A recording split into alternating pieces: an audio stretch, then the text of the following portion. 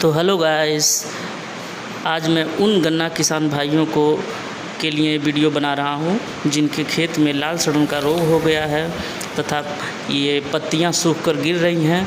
तो इसी के संबंध में वरिष्ठ गन्ना पर्यवेक्षक श्री अरुण कुमार पांडे जी से हम बात करते हैं और इसकी रोकथाम और सही खेती करने का तरीका जानते हैं। तो किसान भाइयों ध्यान से देखिए।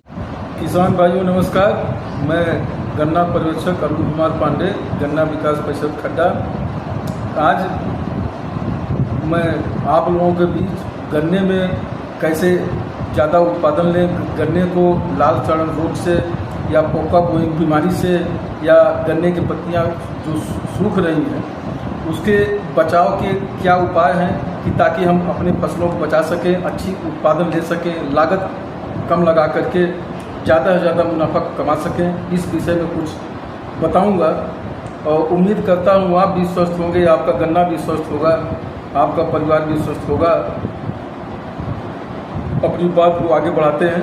किसान भाइयों, गन्ने में लाल सड़न रोग एक गंभीर बीमारी है। इसको जो है कैंसर के रूप में देखा जाता है कि गन्ने को जब आप बीच वाले भाग को देखेंगे तो बीच वाले भाग को जब देखेंगे तो पूरा ऊपर से नीचे तक एक लाइन बन जाती है और लाइन जो है लाल रंग की होती है, उससे एक अजीब तरह की गंध आती है। जब गन्ना शुरू में बढ़वार लेता है तो उस समय देखेंगे तो गन्ने का ऊपरी भाग जो उसका जो तना होता है उसको हाथ से इसे खींचेंगे तो निकल जाता है और उससे फंगस की तरीके की बदबू आती है। और गन्ने की गांठों को जब चाकू से हम हल्के हल्के कुरेदते हैं तो भूरे रंग के छोटे छोटे बिंदु दिखाई देते हैं। और उसके गन्ने को जब हम पूरे गन्ने को फाड़ते हैं तो पूरे गन्ने को फाड़ने पर लाल और सफ़ेद रंग के धब्बे दिखाई देते हैं। सूंघने पर अजीब तरह एल्कोहल जैसी गंध आती है जिससे मन जो है विचलित हो जाता है। तो रोग की अधिक बढ़ी हुई अवस्था में पूरा गन्ना सूख जाता है, किसान भाई की लागत और उनकी मेहनत बेकार चली जाती है। तो इस कैंसर को रोकने का एक उपाय है कि गन्ना यदि अपने छोटी अवस्था में है जमाव के तो उस गन्ने को उखाड़ करके उसको जला दिया जाए, किसी अन्य खेत में न फेंका जाए, नहीं तो ये इस खेत से उस खेत में फैलता रहता है। या पानी के द्वारा इस खेत से उस खेत में जब बारिश का पानी गिरता है तो इसके फंगस जो है वो फैल जाते हैं। इसकी बीमारी से बचने का उपाय है कि अपने प्रजातियों को बदलना।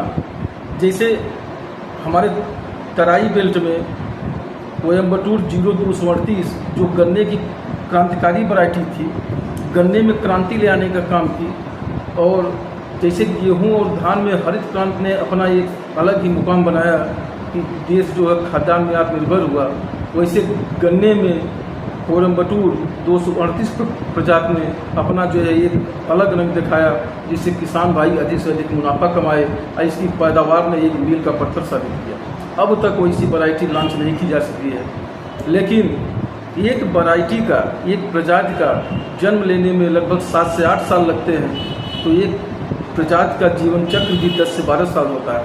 लेकिन 238 वैरायटी आज भी पश्चिमी उत्तर प्रदेश में लगभग 90 से 95% एरिया में फैली हुई है। लेकिन तराई बेल्ट में रेड रॉट बीमारी को देखते हुए गन्ने की बुआई में शासन, प्रशासन और गन्ना विभाग द्वारा एक क्रांतिकारी मुहिम चला करके इसको रोक दिया गया और 238 वैरायटी को विस्थापित कर दिया गया। आज भी 10 से 12% क्षेत्रों में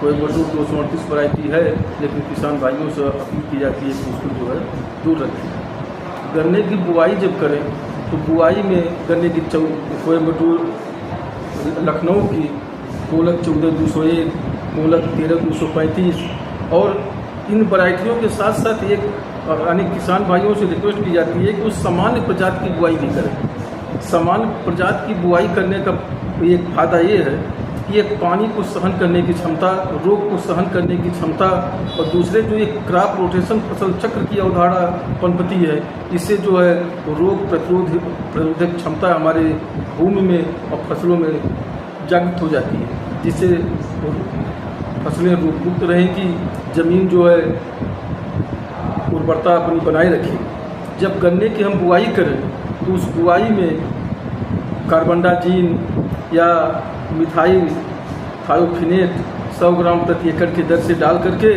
गन्ने को उपचार करके बोएं। कार्बनडाजिन की मात्रा जैसे 112 ग्राम प्रति हेक्टेयर के हिसाब से उसके टुकड़ों को उसमें अगोलों को डुबा करके उसको जो है फसलों को बोएं। तीसरी चीज़ रोग जब हम खेत की तैयारी करें तो उस तैयारी में खेत के यानी लगभग 1 एकड़ में 5 से 10 किलो ट्राइकोडर्मा 2 कुंटल गोबर की खाद में या 4 कुंटल मिट्टी में मिला करके 72 घंटे तक उसको जो है छायेदार स्थान पर रख दें और पानी का छिड़काव करते रहें और उसके बाद खेत में डाल के बिखोर दें। इससे भी रेड राट रोग का काफ़ी बचाव होता है, मिट्टी की उर्वरता बढ़ती है और गन्ने की पैदावार बढ़िया होती है। फसल चक्र का प्रयोग करें, प्रजातियों को अधिक से अधिक बदलाव करें। धन्यवाद किसान भाई।